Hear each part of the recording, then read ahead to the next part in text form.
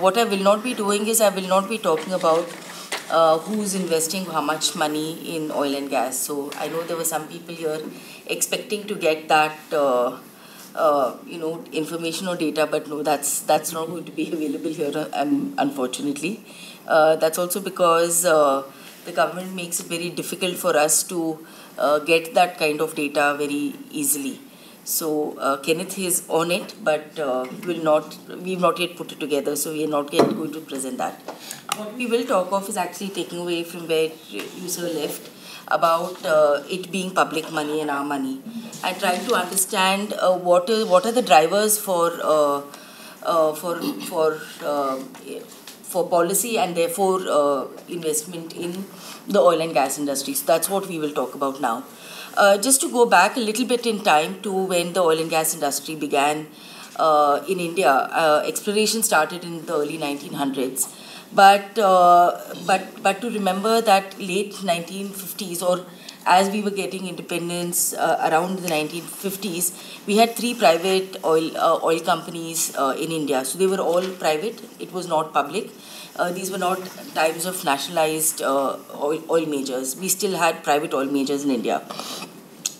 Initially, they were very reluctant to set up in India because they found that our consumption was not large enough for them to have presence here to refine oil, because we weren't extracting too much oil. But 2 things actually motivated them to come here. One was that these countries wanted to find other countries which were safe spaces which were not prone to war. And India was not prone to war like the Middle Eastern countries were. And therefore, India was one safe space to invest money and create storage spaces for their own oil so that they can also access it as and when they want. Important point to note is it was the company's oil, it was not the country's oil. And it was for the company to decide what they would do with the oil and not for the country. That was one motivation. And the second motivation was that India was becoming industrialized. And there was a potential that, this will become a source which can be sold within the country. So these were the 2 primary drivers why we had these 3 companies, which is Esso, Burma Shell and Caltex, who were present in the late 1950s and early 1960s. What happened and how did we then nationalize? I'm doing a very quick and short recap. It's not detailed, and there are tomes written on it. The reason we need to understand why it was nationalized and why there is a crisis today, or the significance of the crisis today, lies in the answer of why it was nationalized. One of the reasons for the nationalization was that in 1971, when India was at war with Pakistan, we fell short of oil. And when the government asked these 3 companies to supply oil, they said they wouldn't. And that meant the national security of the country was at stake.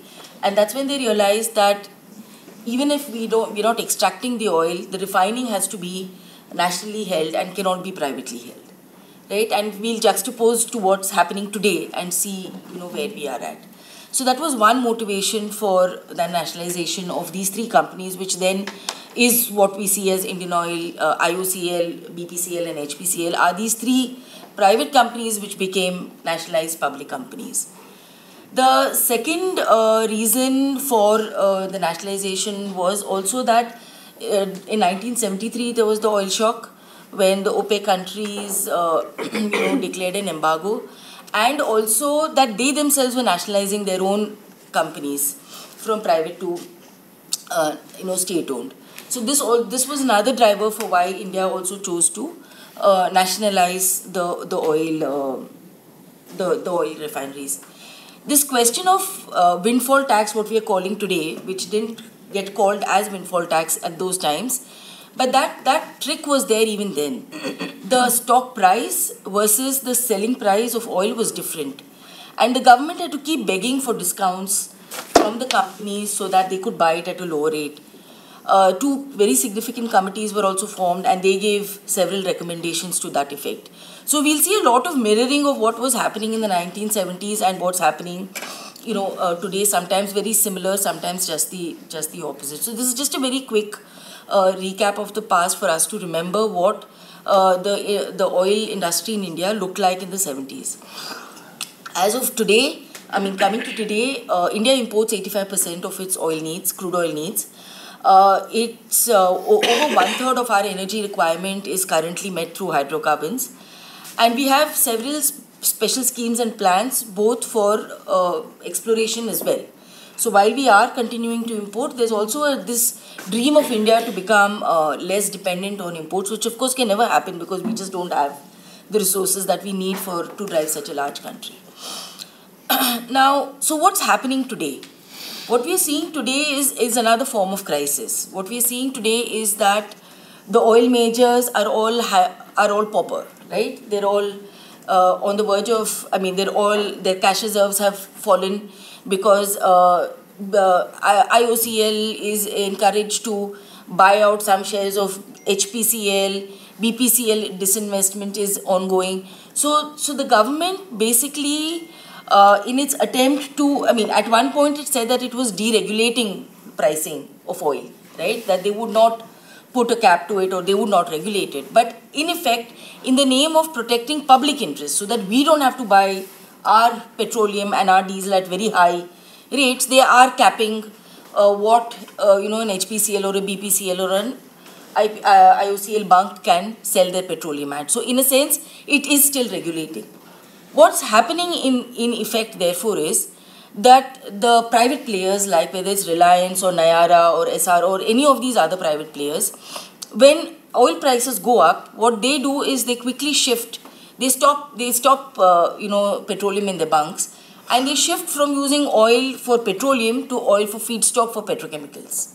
So they earn their money that way. They're not bound by the limit of selling oil the way the government of India or the state governments would enforce them to, and they make their money elsewhere. However, the PSUs who are there, they are forced to, in a sense, fall in line, sell petroleum at the price that the government is mandating, and therefore incurring certain losses. On the other hand, the government very irresponsibly, for example, if you look at GSPC and what the Gujarat government did with their state fertilizer corporation, where they continue to promise finding oil and gas in the Krishna Godavari basin, a company which was not equipped, did not have the technical skills to explore and cage in the Krishna Godavari basin. They were given the tenders, they were made to do it, they went into massive losses, and then ONGC had to bail them out. So then ONGC's cash reserves get strapped. Today, again, we see ONGC having to bail out HPCL. So today we are seeing PSUs being strapped of cash, and we are seeing a promotion of the private sector, or like almost a secondary fallout is that there is, it appears to the common person like the government is therefore giving a secondary benefit to the private sector by making the PSUs take the burden of each other's losses. So today we are seeing PSUs which are cash strapped, which is also what Sir was saying, is that eventually what Vibhuti and me were talking also at lunch, is that at the end of the day, when these bailouts happen, it's our money which goes in there, and it is again the public finance money which is going as bailouts. The other thing that's happening is that there is the oil and the cess that we pay on petroleum and diesel. Now, in the past several years, I just have this number here, which is 2,35,780 crores of oil and diesel cess has been collected by the government, and this goes into the central pool. It does not come to the state, nor does it go into regenerating those same PSUs who is generating the money. So typically all these lakhs of crores should go to BPCL and HPCL and IOCL for them to regenerate, but instead it's going into a common pool, and the government is using it to balance out their deficit of their expenses. So the oil and gas industry they're doubly burdened, where they're having to bail out each other in the PSU space, but also they're generating money for the government to do what it's supposed to do in terms of providing development money. So we're seeing this kind of double onslaught on the PSUs in the oil and gas sector. Oil bonds in 2011 and 12, oil bonds had been issued, and 26 lakh crores was mopped up again by the Union government. We know oil bonds are special investments. They're supposed to be augmenting the PSUs, but that didn't happen. it went into the central government coffers. So we are seeing a constant and a very continuous, erosion of the oil PSUs in India, while we are seeing the Reliance and the Nayaras are not being held by the same, by the same stringent rules as the PSUs are. So that's one set, that's one set of what's happening, where oil PSUs in the country are becoming weaker and weaker, and then the private sector is getting stronger and stronger, and are being enabled, to build on their profits and play with because they're extremely technological savvy. They're able to within a week quickly move from refining for petroleum to refining for petrochemicals, for example. So that's happening on the one hand. On the other hand, where there is a role for, for example, ONGC has a joint venture in Dahej called Opal. Now, that is an anchor tenant for the petrochemical industry. IPCL already existed over there since the 1990s. Why is it that a really old company was not given the task of producing, sourcing the crude oil and giving it to the local petrochemical consumers? Instead, you have a PSU JV who's set up decades later to do the same task, to take on the risk on behalf of the private sector. They have the risk of importing the crude oil and selling it to the private sector, and the private sector then adds value to it and makes the profit on as selling a refined product. So basically what we're seeing over here is I'm sorry, I don't have COVID. You don't have to have COVID for that. We'll test. I just have a cold. So what we're seeing is a constant and a very sustained chipping away at the oil PSUs and a support for the private sector. That's through the money part of it. The second part is the policy. So we had NELP, we call it NELP. NELP is a new exploration licensing policy. HELP is a hydrocarbon exploration licensing policy. These are basically to enable private investments in exploration. In NELP, it was a joint venture between the private and the public was compulsory, and it had to be done. In the HELP, that's abandoned, and a private sector can bid for exploration of oil and gas in the country, and they can do it all on their own. So we are seeing, again, through policy also, we are seeing a erosion of the PSUs for the private sector.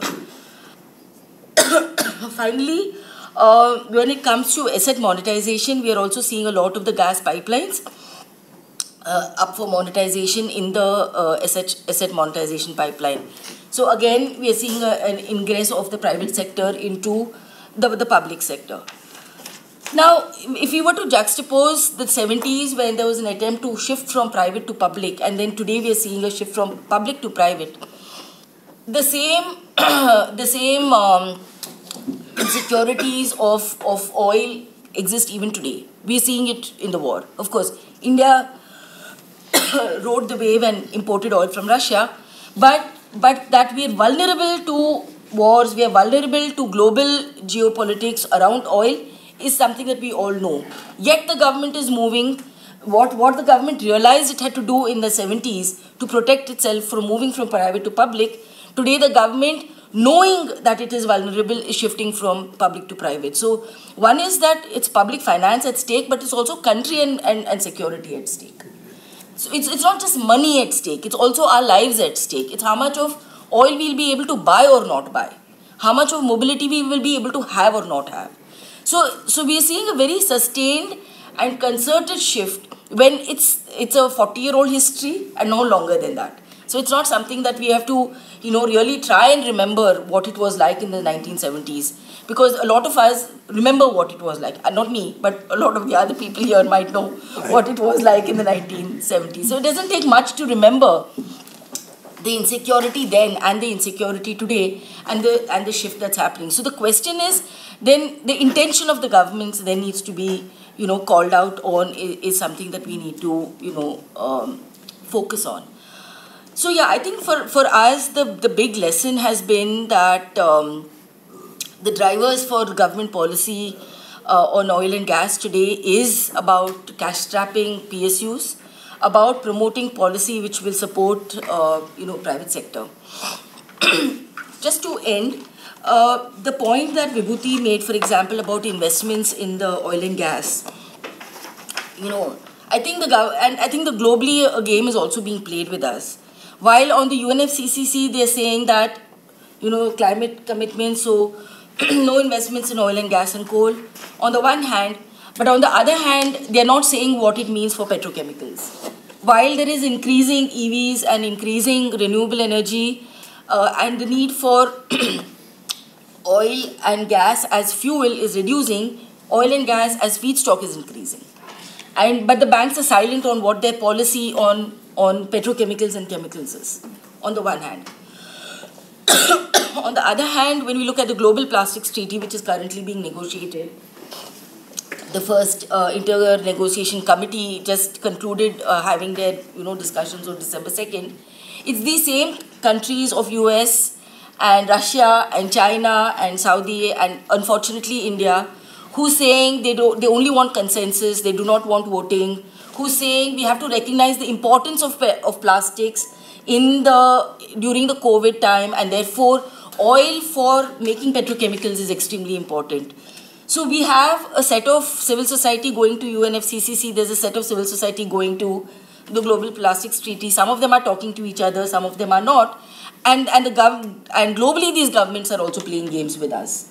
So while it's good, it is a very good step, that they're saying no to oil and gas in terms of fossil fuel investment in banks, but we can't sit easy over there because petrochemicals are being made of oil and gas. So will funding then come for that through this means is something that we will have to watch out for.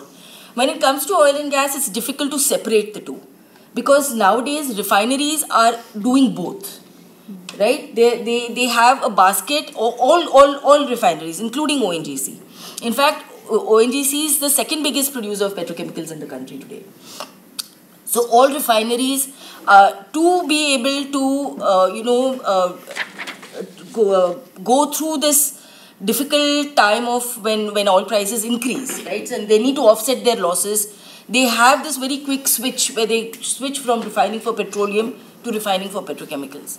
So this is a basket we will have to see together. Even if this is an EFCI, we have no choice but to see both of these parts together because the refineries are seeing these as together. In fact, they're saying that we will produce a basket of products so that we can offset the losses in one through producing, another. So these are some broad comments actually or observations from our side that we have on the oil and gas industry. We're open to questions, but on the bit about who's investing, definitely there's this question of who's investing in the LNG terminals because gas is being seen as a transition fuel, right, from a fossil fuel base to an RE base.